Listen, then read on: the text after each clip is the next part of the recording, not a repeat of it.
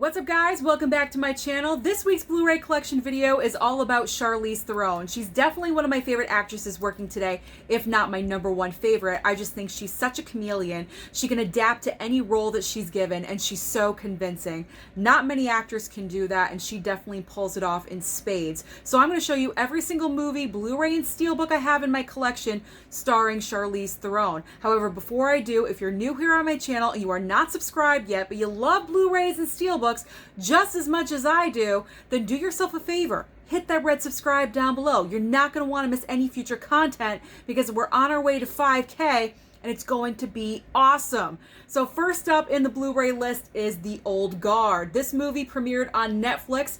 Anytime I can see Charlize Theron kicking ass and taking names, I will definitely pick up that Blu-ray. I got this off of stinkytuna.com when you could just go on there with no secret key or password or whatever it is now. So I'm glad that I was able to get this.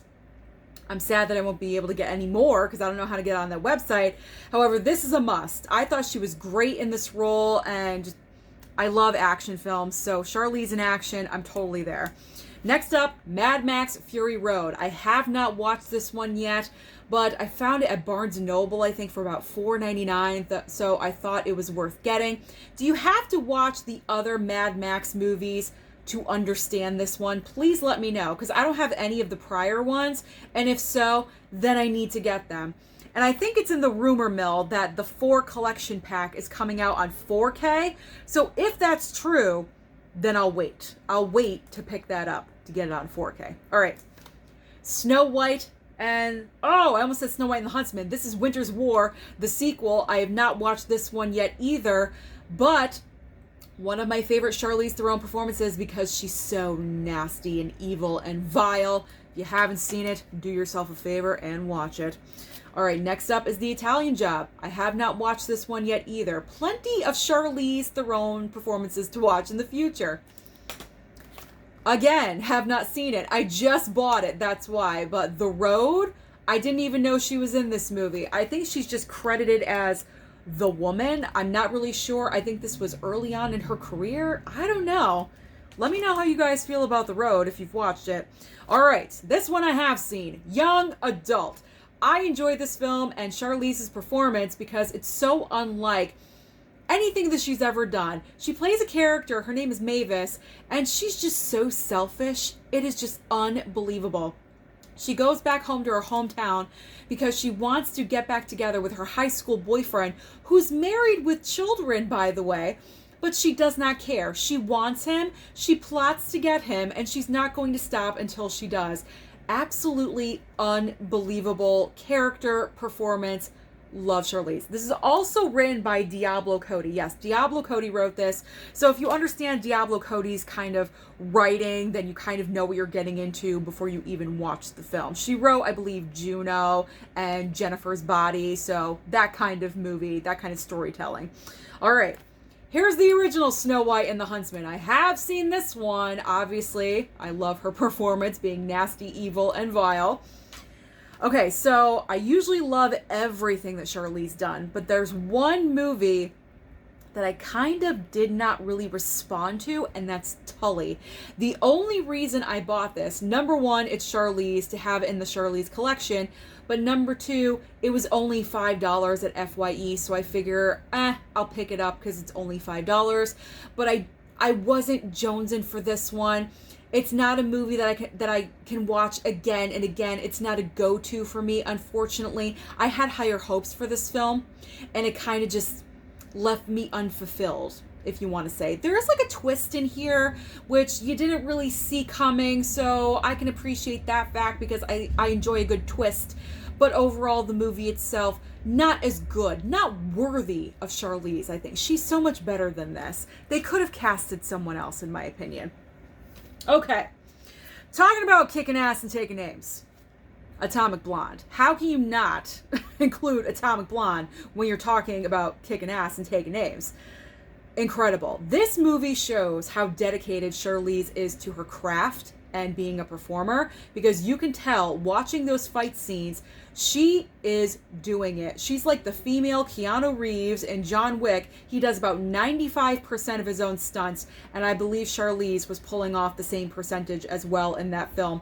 Absolutely unbelievable. If you haven't seen this movie, the movie itself isn't unbelievable. The action scenes are unbelievable. There's one action scene that it seems like it's a continuous shot, and it seems like it goes on forever. It's absolutely incredible, and she's doing it. She's putting in that work. She earned her paycheck for that movie. I will say that. All right. Next up, my favorite romantic comedy is Moonstruck. However, this film, long shot, is not far behind. Her natural chemistry with Seth Rogen is so refreshing. This is kind of like a reboot of a romantic comedy, because when you think of romantic comedy, you think of the perfect couple. They look like Barbie and Ken, and oh, everything is just natural and supposed to be. And here you have Seth Rogen, who is not the biggest hunk on the planet, and then you have Charlize as a goddess, and it's so refreshing to see this odd couple come together and be attracted to each other and wanting to make it work. It was so refreshing, and it's actually really funny. Unfortunately, this movie did not do well at the box office because it came out, I think, a week or two right after Endgame. Big mistake. It got lost in the shuffle, and I don't think it ever found an audience. So if you guys haven't seen Long Shot and you like romantic comedies, definitely watch this. It is worth it. Let me tell you, it is worth it. All right, stop selling Long Shot. Okay. Up next, a movie that Charlize was nominated for an Oscar, and that is Bombshell. Unfortunately, she did not win. However, the makeup job to make her look like Megyn Kelly, phenomenal. And that won an Academy Award. Definitely deserving. But holy cow, her entire... This is what I'm talking about. When she commits 100%, she's such a chameleon, and she can go into any role that she's offered. She's amazing. She was Megyn Kelly in this movie. It was absolutely astounding watching her transformation. Not a movie you can watch over and over and over again, but definitely I'm happy that it's in my Charlize Theron collection and that I have it. Okay. I know she's not in the normal Alien collection, but she's in Prometheus, which is in the Alien collection. Prometheus, there we go. I have not watched this movie yet, so unfortunately I cannot comment on it, but I look forward to it when I get there. All right, last up is a DVD. A DVD! The Fate of the Furious. Cypher. She plays the villain in The Fate of the Furious. She's the highlight of this movie. She just knows how to grab your attention.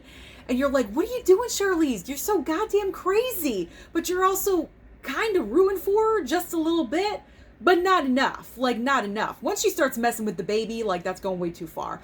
But, I mean, it's refreshing to see her as a different kind of nasty villain, because in Snow White and the Huntsman, she is a villain as well. So for her to have these two villain roles and make them different, I highly enjoyed. And let's be honest, she is probably one of the best parts of F9. If you guys haven't seen F9, she's in there as well. And yeah, she's one of the best parts.